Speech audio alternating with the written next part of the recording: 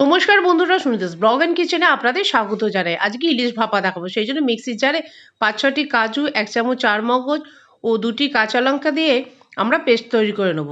এবার এই পেস্টটি আমরা একটি বাটিতে ঢেলে নেব। নিয়ে 2 চামচ টক দই, সানরাইজের সর্ষের গুঁড়ো আমরা নেব 2 চামচ ও খুব সামান্য পরিমাণে হলুদ গুঁড়ো, পরিমাণ মতো নুন ও সর্ষের তেল নেব 1 চামচ। দিয়ে আমরা ভালো করে মশলাটি মিশিয়ে নেব। নিয়ে আমরা ইলিশ মাছের পেটিগুলি এর মধ্যে দিয়ে দেবো, দিয়ে কিছুক্ষণ মাখিয়ে রেখে দেবো। এবার একটি স্টিলের বাটিতে এই ইলিশ মাছ মশলা সমেত দিয়ে দেবো।